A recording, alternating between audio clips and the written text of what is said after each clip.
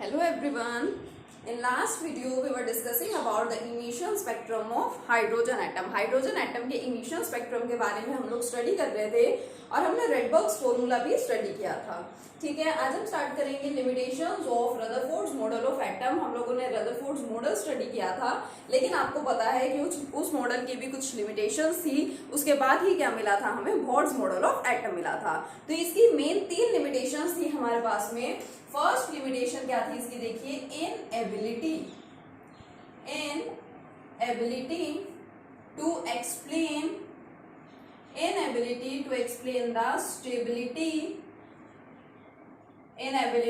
Explain the stability of atom. जो Rutherford model है वो क्या है? वो एटम की स्टेबिलिटी को एक्सप्लेन नहीं कर पाया था. कैसे नहीं एक्सप्लेन कर पाया था? देखिए, एटम स्टेबल होता है या नहीं होता है, ये एक मेन पॉइंट है. एटम की स्टेबिलिटी मेन रोल प्ले करती है यहाँ पे. लेकिन जो रदरफोर्ड मॉडल है, जो वो एटम की स्टेबिलिटी को एक्सप्लेन नहीं कर पाया था. क्यों? उसका क्या रीजन थे? क्योंकि जब आपने रदरफोर्ड मॉडल ऑफ एटम पढ़ा था तो आपको बताया गया था the Rutherford model was compared with the solar system. जो रदरफोर्ड मॉडल था उसको कंपेयर किया था किससे? सोलर सिस्टम से. जिस तरह से प्लैनेट्स सन के अराउंड रिवॉल्व करते हैं, उसी तरह से जो इलेक्ट्रॉन्स हैं वो भी क्या करते हैं? दे रिवॉल्व अराउंड द न्यूक्लियस. ये चीज मानी गई थी, ये मैंने आपको वहां पे बताया था. लेकिन देखिए, इस तरह से जो हमारा ये एटम है, इसका जो मॉडल है, स्ट्रक्चर है, इसको सोलर सिस्टम से कंपेयर करना सही नहीं था. क्यों? क्योंकि हम यहाँ पे जो बात कर रहे हैं जैसे इलेक्ट्रॉन्स और न्यूक्लियस की, these are the microscopic particles. Micro का मतलब क्या होता है? Small. Whereas planets and sun, ये तो आपको पता है कि बड़े बॉडीज हैं. These are the macroscopic particles और मैक्रोस्कोपिक बॉडीज. मैक्रो मीन्स क्या होता है? लार्ज. देखिए, तो हम क्या कर रहे हैं? हम इलेक्ट्रॉन्स और न्यूक्लियस को कंपेयर कर रहे हैं प्लैनेट्स और सन से. लेकिन ये तो सही नहीं है देखा जाए तो. क्यों? क्योंकि इलेक्ट्रॉन्स और न्यूक्लियस तो कैसे हैं? माइक्रोस्कोपिक हैं, but planets and sun are the macroscopic bodies. तो कुछ हद तक ये सही नहीं है कि हम क्या करें, हम इस मॉडल को जो सोलर सिस्टम है उससे कंपेयर करें. दूसरा क्या है, अगर हम यही सोलर सिस्टम वाले मॉडल की ही बात करें तो ये जो हमारे इलेक्ट्रॉन्स और न्यूक्लियस हैं, ये तो कैसे होते हैं? These are the charged particles और charged species. Electron contain negative charge and nucleus contain positive charge. अब न्यूक्लियस पे पॉजिटिव चार्ज कैसे आता है? क्योंकि न्यूक्लियस के अंदर होते हैं प्रोटॉन्स एंड न्यूट्रॉन्स. न्यूट्रॉन्स के ऊपर तो कोई चार्ज नहीं होता है, लेकिन प्रोटॉन्स के ऊपर तो होता है ना, पॉजिटिव चार्ज. तो इसका मतलब हमारे इलेक्ट्रॉन्स और न्यूक्लियस तो कैसे हैं? चार्ज्ड स्पीसीज हैं. बट प्लैनेट्स और सन तो ये चार्ज स्पीसीज नहीं है, इसलिए हम इसको सोलर सिस्टम से कंपेयर नहीं कर सकते. तीसरा मेन क्या थी डिफिकल्टी यहाँ पे, जिसकी वजह से स्टेबिलिटी एटम की प्रूव नहीं हो पाई थी, या हम नहीं बोल पाए थे कि जो एटम है दैट इज स्टेबल. क्या रीजन था उसका? देखिए, वहां पे भी इस बारे में थोड़ा सा डिस्कशन किया था आपसे रदरफोर्ड मॉडल में भी. जैसे मान लीजिए न्यूक्लियस है, ठीक है, पॉजिटिव चार्ज इस पे प्रेजेंट है, ये सेंटर में प्रेजेंट है, और उसके चारों तरफ क्या कर रहे हैं? इलेक्ट्रॉन रिवॉल्व कर रहे हैं. अब अगर इलेक्ट्रॉन रिवॉल्व कर रहे हैं तो वो घूमते क्या करेगा? अपनी एनर्जी को रिलीज करेगा. और अगर इलेक्ट्रॉन अपनी एनर्जी को रिलीज कर रहा है तो एक पॉइंट ऐसा आ सकता है, एक टाइम ऐसा आ सकता है कि वो इलेक्ट्रॉन घूमते रिवॉल्व करते अपनी एनर्जी लॉस कर दे, और लॉस करने के बाद वो इस न्यूक्लियस के अंदर ही जाकर के गिर जाए. एक पॉइंट ये भी आ सकता है, एक ऐसा टाइम भी हो सकता है. और जब जो इलेक्ट्रॉन है वो न्यूक्लियस के अंदर ही चला जाएगा तो आप इसकी स्टेबिलिटी को किस तरह से डिफाइन कर पाएंगे? तो ये रीजन थे जिसकी वजह से स्टेबिलिटी ऑफ एटम को एक्सप्लेन नहीं कर पा रहा था रदरफोर्ड मॉडल. सेकेंड लिमिटेशन क्या थी? This model could not explain the line spectra of different atoms. हमने लाइन स्पेक्ट्रा की बात की है पिछले 2 लेक्चर्स में. हम स्पेक्ट्रा को ही स्टडी कर रहे हैं. तो जो आपने देखा लाइन स्पेक्ट्रा, उससे रिलेटेड कोई भी एक्सप्लेनेशन रदरफोर्ड के मॉडल में नहीं थी. उन्होंने इस चीज की जो लाइन स्पेक्ट्रा है इसके बारे में कुछ भी इंफॉर्मेशन नहीं दी थी. ठीक है. और तीसरा, this model do not give any information. This model do not give any information about distribution of electrons in the atom and their energies. अब इस मॉडल ने हमें कोई इंफॉर्मेशन नहीं दी है कि जो एटम है, एटम के अंदर इलेक्ट्रॉन्स का डिस्ट्रीब्यूशन किस तरह से है या इलेक्ट्रॉन्स की अरेंजमेंट किस तरह से है, और ना ही इस मॉडल ने कुछ भी हमें इलेक्ट्रॉन्स की एनर्जी के बारे में बताया था। तो देखा जाए तो ये हमारी तीन मेन लिमिटेशन है रदरफोर्ड मॉडल ऑफ एटम की। First is कि this model could not explain the stability of the atom. Second one, this model could not explain the line spectra. And third one, this model do not give any information about distribution of electrons in the atom as well as their energies, और ना ही हमें कुछ उसकी energy के बारे में बताया। तो देखिए जब सेकंड मॉडल भी यहाँ पे फेल हो गया, सबसे पहले थॉमसन्स मॉडल आया था, उसकी कुछ लिमिटेशंस थी, उसके बाद हमने रदरफोर्ड मॉडल को स्टडी किया।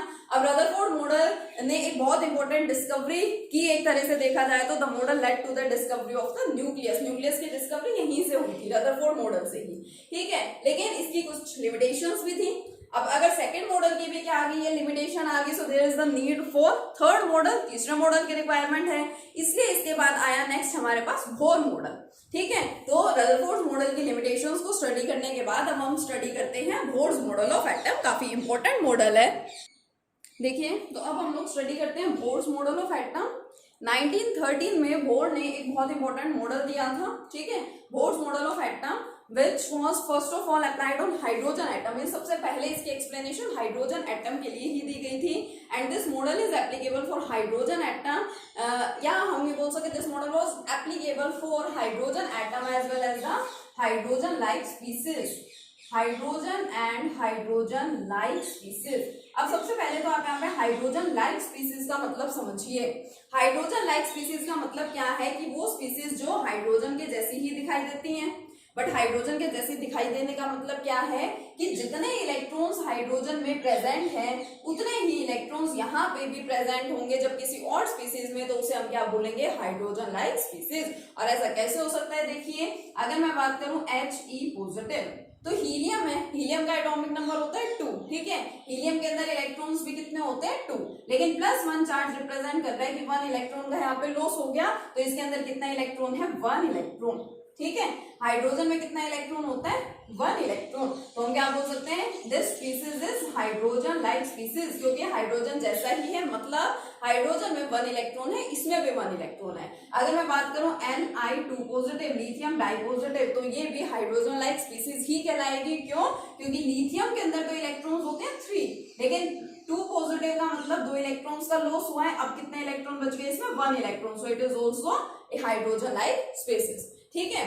तो सबसे पहले इसको हाइड्रोजन और हाइड्रोजन लाइक स्पीसीज के लिए ही दिया गया था, लेकिन एक चीज हमें अपने माइंड में रखनी है कि इस मॉडल का भी कोई लिंक नहीं है with the quantum mechanics. This model do not provide or do not give any link with quantum mechanics। अब दो टाइप की मैकेनिक्स की अगर मैं बात करूं, first one is classical mechanics and second one is quantum mechanics. तो ये दोनों में डिफरेंसेस क्या क्या हैं। जो हमारी क्लासिकल मैकेनिक्स होती है, it is based on Newton's laws of motion. जो हम न्यूटन्स के लॉज की बात करते हैं ना, वो सब स्टडी किए जाते हैं क्लासिकल मैकेनिक्स में, या हम बोले the mechanics which deals with the macroscopic bodies और मैक्रोस्कोपिक पार्टिकल्स। जो मैकेनिक्स मैक्रोस्कोपिक स्पीसीज या मैक्रोस्कोपिक पार्टिकल्स के साथ, सब्सटेंसेस के साथ डील करती है, वो मैकेनिक्स में क्लासिकल मैकेनिक्स। और quantum mechanics deals with the microscopic species और माइक्रोस्कोपिक पार्टिकल्स, ठीक है। जो माइक्रोस्कोपिक स्पीसीज या माइक्रोस्कोपिक पार्टिकल्स के साथ डील करे वो क्या होती है, क्वांटम मैकेनिक्स होती है। लेकिन मैं ये बोल रही हूँ कि जो बोर मॉडल है उसका कोई भी लिंक नहीं है माइक्रोस्कोपिक बॉडीज के साथ, या हम यूं कहते हैं क्वांटम मैकेनिक्स के साथ। तो चलो देखते हैं क्या मेन पोस्टुलेट्स हैं बोर्स मॉडल ऑफ एटम के। बोर्स मॉडल ने किन किन चीजों का एक्सप्लेन किया था, एटम के बारे में क्या क्या उन्होंने बताया था, और रदरफोर्ड मॉडल में जो लिमिटेशंस थी उन लिमिटेशंस को ये मॉडल कहां तक दूर कर पाया था, ये सब हमें स्टडी करनी है, ठीक है। तो 1913 में बोर्ड ने काफी इंपोर्टेंट मॉडल दिया था, which is the Bohr's model of atom, ठीक है। देखिए फर्स्ट पोस्टुलेट क्या है बोर्स मॉडल का, इसके accordingly an atom consists of a heavy positively charged species. An atom consists of a heavy positively charged species at the center and electrons revolve around this body in fixed circular paths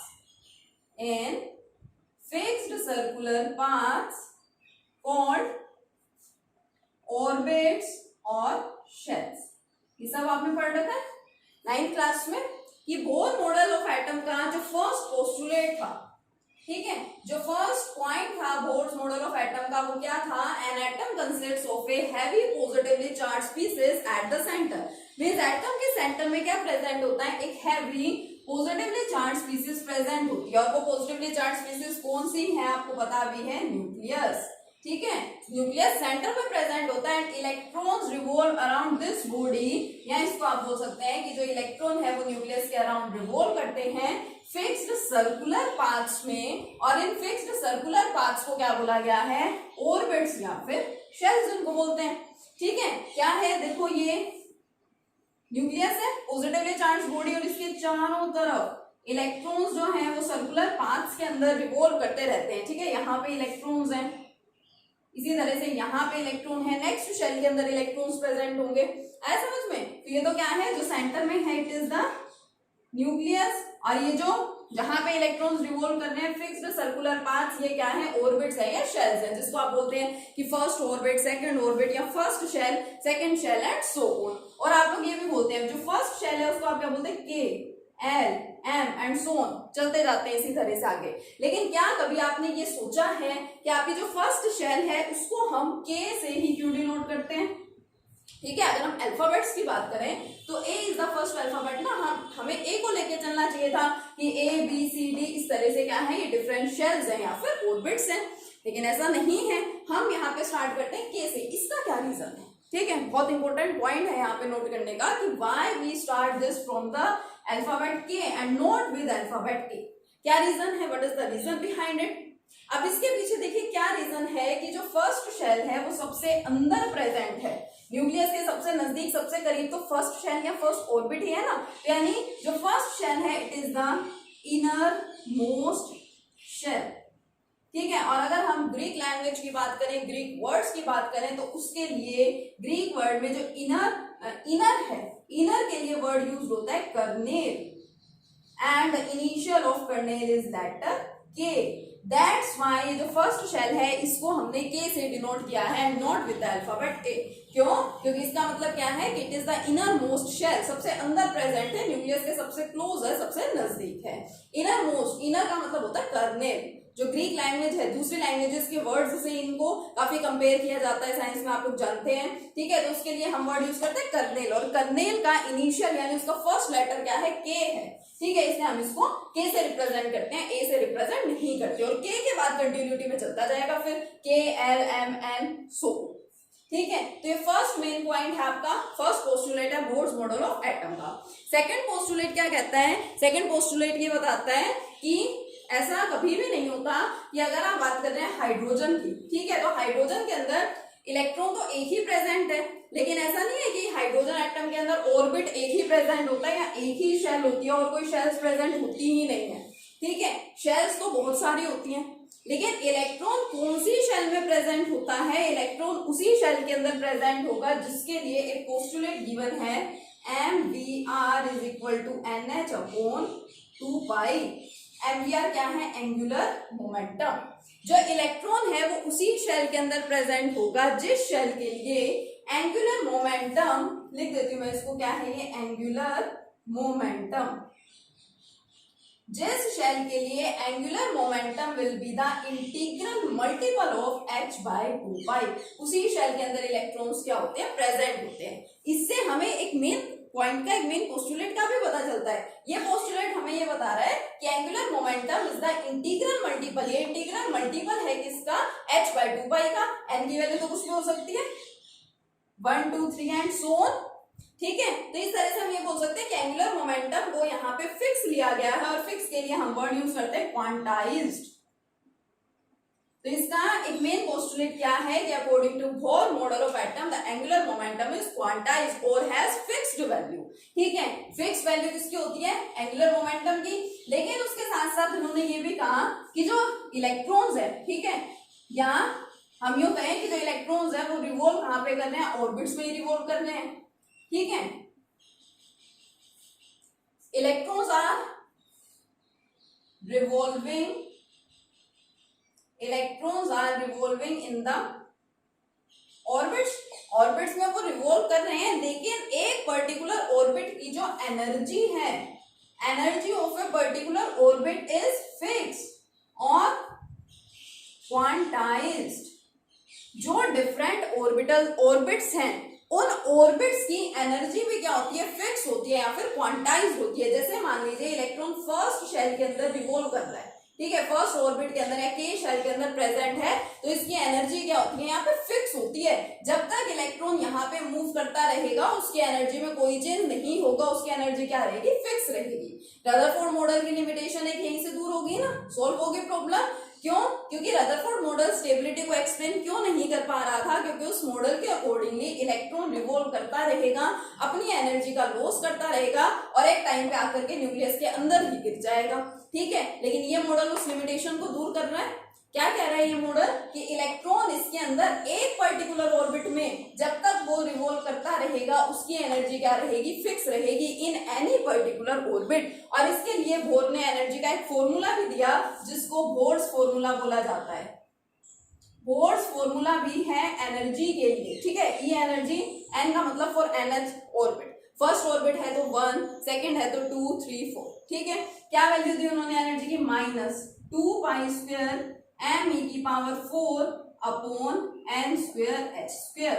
bore के accordingly हर एक orbit की जो energy है वो fix रहेगी। अच्छे से याद रखिएगा, हर ऑर्बिट की एनर्जी फिक्स रहेगी। जब तक इलेक्ट्रॉन एक पर्टिकुलर ऑर्बिट में रिवॉल्व कर रहा है उसकी एनर्जी क्या है? फिक्स है, क्वांटाइज है। ऑर्बिट की एनर्जी फाइंड करने का फॉर्मूला क्या है? -2 पाई स्क्वायर m e की power 4 upon n square h square. यहाँ बाकी टर्म्स के मतलब आपको अच्छे से पता है। 2 पाई ये क्या है? कांस्टेंट टर्म है। m का मतलब क्या है? Mass of electron. e का मतलब क्या है? Charge on electron. इसका मतलब इलेक्ट्रॉन मत देखना, कुछ बच्चे ई लिखने को क्या बोल देते हैं? इलेक्ट्रॉन समझ लेते हैं। जब इलेक्ट्रॉन को शॉर्ट फॉर्म में लिखा जाता है तो उसके ऊपर नेगेटिव चार्ज लगाया जाता है। स्मॉल ई का मतलब क्या है? चार्ज रिप्रेजेंट कर रही है, charge on the electron. N का मतलब क्या है? Number of orbit. ठीक है, या शेल, कौन सी शेल में आपका इलेक्ट्रॉन रिवॉल्व कर रहा है। और एच आपको पता है, एच क्या है? Planck's constant. ठीक है, तो बाकी सभी की वैल्यू तो फिक्स है। यहाँ पे 2 कांस्टेंट है, पाई कांस्टेंट है, mass of electron, charge on electron, Planck's constant, सबकी वैल्यू क्या है? कांस्टेंट है। फर्स्ट ऑर्बिट ले रहे हैं तो एन की जगह 1 रख देंगे, सेकंड ऑर्बिट ले रहे हैं तो एन की जगह क्या रख देंगे? 2 रख देंगे। ठीक है, अब देखिए इन सभी की वैल्यू अगर पुट करेंगे तो यहां से आपको एनर्जी की वैल्यू मिल जाती है। Energy is equal to -21.8 into 10⁻⁻19 upon n square. ये वैल्यू है जूल में, जूल पर एटम। किलो जूल में आप इसको कन्वर्ट करना चाहें तो इसको किलो जूल में भी कन्वर्ट कर सकते हैं। इसको आप इलेक्ट्रॉन वोल्ट में कन्वर्ट करना चाहें तो इलेक्ट्रॉन वोल्ट में भी कन्वर्ट कर सकते हैं। 1 electron volt is equal to 1.602 into 10⁻⁻19 joule. ये रिलेशन होता है इलेक्ट्रॉन वोल्ट में और जूल में। अब ये इलेक्ट्रॉन वोल्ट है क्या? Electron volt is the energy acquired by an atom when it is accelerated through a potential difference of 1 volt। ये क्या है? ये एनर्जी एक्वायर्ड है जो कि एटम उस एनर्जी को एक्वायर करता है जब उस एटम को हम एक्सेलरेट करते हैं। ठीक है, जब उसको एक्सेलरेट किया जाएगा through a potential difference of 1 volt. तो अगर आपको यहाँ पे इस एनर्जी को जो कि जूल के अंदर प्रेजेंट है आपको इलेक्ट्रॉन वोल्ट में सपोज कन्वर्ट करना है तो आप क्या करेंगे? इससे डिवाइड करेंगे। ठीक है, 1.602 अप्रोक्सीमेटली मैं इसको 1.6 लिख सकती हूँ। तो वैल्यू क्या मिलेगी? देखिए -21.8 इंटू 10⁻⁻19 तो है upon n square as it is. ठीक है, डिवाइड करेंगे किससे? 1.6 इंटू 10⁻⁻19 पावर्स क्या हो गई? कैंसिल हो गई। ठीक है, और फिर इसको आप सोल्व करेंगे तो इसकी वैल्यू आपको मिलेगी equal to -13.625 equal to -13.625 upon N square electron volt, और इसी को ही कितना लिख दिया जाता है, -13.6 upon N square electron volt. तो काफी इंपॉर्टेंट है, एनर्जीज की कहीं पे आपको वैल्यूज पुट करनी होंगी तो ये वैल्यूज आप अच्छे से ध्यान रखिए, ठीक है। आपकी बुक्स में गिवन है जूल पर एटम में भी, इलेक्ट्रॉन वोल्ट पर एटम की टर्म्स में भी, और साथ में किलो जूल्स की टर्म्स में भी, ठीक है। थर्ड पॉइंट क्या है यहाँ पे इंपॉर्टेंट, अभी मैंने आपको बताया कि जो इलेक्ट्रॉन्स हैं, these electrons are revolving around the nucleus, और जब तक एक इलेक्ट्रॉन एक पर्टिकुलर ऑर्बिट के अंदर रिवॉल्व करता रहेगा उसकी एनर्जी में कुछ भी चेंज नहीं होता। लेकिन अगर हम क्या करें, अब मैं वही कंसेप्ट आपको यहाँ पे बता रही हूँ, क्लियर कर रही हूँ, जिसका मैंने कल भी थोड़ा सा आपके साथ डिस्कशन किया था। क्या होता है कि जब हम इसको एनर्जी प्रोवाइड करते हैं किसी भी फॉर्म में, ठीक है, इलेक्ट्रिक डिस्चार्ज प्रोवाइड कर रहे हैं या हम उसको हीट कर रहे हैं, किसी भी तरह से हम इलेक्ट्रॉन्स को क्या प्रोवाइड कर रहे हैं, एनर्जी, तो ये उस एनर्जी को गेन करते हैं और कहाँ चले जाते हैं, हायर एनर्जी लेवल में। फर्स्ट शेल की एनर्जी कम है, सेकंड की ज्यादा, थर्ड की उससे ज्यादा, तो एनर्जी क्या होती जा रही है, बढ़ती जा रही है। जैसे जैसे जो ऑर्बिट्स हैं वो दूर जाते जा रहे हैं न्यूक्लियस से, उनकी एनर्जी क्या होती जाती है, बढ़ती जाती है। और इस चीज को भी ध्यान रखिए कि energy is inversely proportional to the stability, बहुत जगह इस रिलेशन का यूज होता है, ठीक है।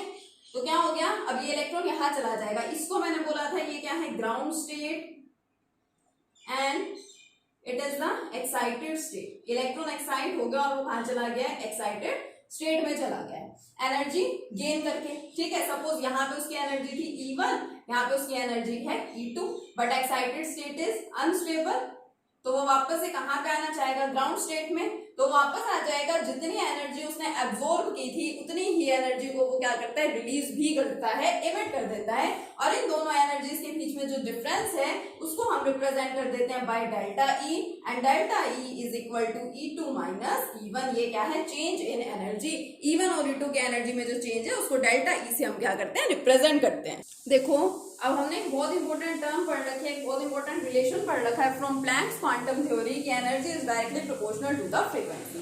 E is equal to H nu relation आया हमारे पास। अगर हमें फ्रीक्वेंसी फाइंड आउट करनी है तो हम उसको क्या लिख देते हैं, E बाय एच, और यहाँ पे हम जिस एनर्जी की बात कर रहे हैं, हम चेंज इन एनर्जी की बात कर रहे हैं, which is equal to E2 minus E1। तो मैंने यहाँ पे डेल्टा E की वैल्यू पुट कर दी E2 माइनस E1, और ये जो सॉरी E2 माइनस E1 यहाँ पे डिवाइडेड बाय H हो गया फ्रीक्वेंसी के लिए। This rule is known as the Bohr's frequency rule. इसको क्या बोला जाता है, बोर्ड्स फ्रीक्वेंसी रूल बोला जाता है, ठीक है। अब नेक्स्ट कुछ और इंपॉर्टेंट बातें थी जो कि बोर्ड्स ने बताई थी। बोर्ड्स ने जिस तरह से अपने मॉडल में, बोर्ड ने क्या किया, एनर्जी के लिए एक फॉर्मूला दिया, इसी तरह से उन्होंने रेडियस ऑफ ऑर्बिट, जो ऑर्बिट्स हैं उनके रेडियस के लिए भी, रेडियस को फाइंड आउट करने के लिए भी उन्होंने फॉर्मूला दिया। क्या था formula, radius of nth orbit is equal to a naught n square, ठीक है। n का मतलब नंबर ऑफ ऑर्बिट, जो भी ऑर्बिट है। a नोट यहाँ पे कांस्टेंट है, whose value is equal to 52.9 picometre. a1 यहाँ, a नोट यहाँ पे कांस्टेंट है जिसकी वैल्यू है 52.9 पिकोमीटर। ये आपको अच्छे से याद रखना है, ठीक है। And for hydrogen and hydrogen like species, उन्होंने कहा कि हाइड्रोजन और हाइड्रोजन लाइक स्पीसीज के लिए हम Rn को ऐसे लिख सकते हैं, a naught n square divided by z, where z is the atomic number, ठीक है। क्योंकि मैंने अभी आपको बोला जैसे He पॉजिटिव है, Li2 पॉजिटिव है, these are the hydrogen like species, लेकिन एटॉमिक नंबर तो डिफरेंट है ना। हीलियम का कितना होगा 2, ठीक है, लिथियम का एटॉमिक नंबर कितना है 3। तो ये रेडियस फाइंड करने का मेथड है। इसी तरह से उन्होंने वेलोसिटी फाइंड करने के लिए भी फॉर्मूला दिया। वेलोसिटी कैसे फाइंड करते हैं, देखिए, v note divided by n। इसमें याद रखिए यहाँ पे n मल्टीप्लाई में है और n का स्क्वायर है, वेलोसिटी के केस में n अपॉन में है। For hydrogen and hydrogen like species, ठीक है, हम इसको कैसे लिख सकते हैं, Vn is equal to V naught upon n, यहाँ z मल्टीप्लीकेशन में है, उधर n स्क्वायर मल्टीप्लीकेशन में था, z अपॉन में था, और यहाँ पे z चला जाएगा मल्टीप्लीकेशन में। इसी तरह से V नोट की वैल्यू भी यहाँ पे फिक्स है 2.188 into 10 raise to the power 6, लेकिन ये वैल्यू है सेंटीमीटर्स में। इसको अच्छे से याद रखें, 2.188 into 10 raise to the power 6 centimetre inverse, ठीक है। सेंटीमीटर, एक second, 10 raise to the power 8 centimetre पर सेकेंड, ठीक है, सेंटीमीटर इनवर्स, सेकेंड इनवर्स। यहां से आप क्या कर सकते हैं, वेलोसिटी फाइंड कर सकते हैं। तो कुछ इंपॉर्टेंट पोस्टुलेट्स हैं हमारे पास बोर्ड्स मॉडल के। फर्स्ट पोस्टुलेट क्या था कि सेंटर में एटम के न्यूक्लियस प्रेजेंट है और उसके चारों तरफ इलेक्ट्रॉन रिवॉल्व करते रहते हैं। सेकंड पोस्टुलेट, एनर्जी फिक्स रहती है। एनर्जी कैसे फाइंड करते हैं ये आपको बताया। थर्ड, एंगुलर मोमेंटम भी फिक्स रहता है। नेक्स्ट क्या था कि जब तक एक इलेक्ट्रॉन एक पर्टिकुलर ऑर्बिट में है तब तक तो उसकी एनर्जी फिक्स है, लेकिन वो हायर एनर्जी में चला जाता है, हायर एनर्जी लेवल में चला जाता है जब वो एनर्जी को गेन करेगा और higher energy level state that is excited state unstable है तो उसको वापस अपनी उसी स्टेट में आना है जहां वो प्रेजेंट था। ठीक है, तो उस तरह से एनर्जी चेंजेस हमें मिले थे। ये बहुत इंपॉर्टेंट एक रूल आपको वहां से बताया, बोर्ड्स फ्रीक्वेंसी रूल। इसके अलावा ऑर्बिट का रेडियस और वेलोसिटी फाइंड करने के लिए भी बोर्ड ने कुछ इंपॉर्टेंट फॉर्मूलेज दिए थे। ठीक है, तो ये हमारा बोर्ड्स मॉडल ऑफ एटम है। इसकी क्या क्या यूजफुलनेस थी, क्या इसकी एडवांटेजेस थी और इसके साथ ही इसकी क्या क्या लिमिटेशंस थी, इनको हम डिस्कस करेंगे अपने नेक्स्ट लेक्चर्स में।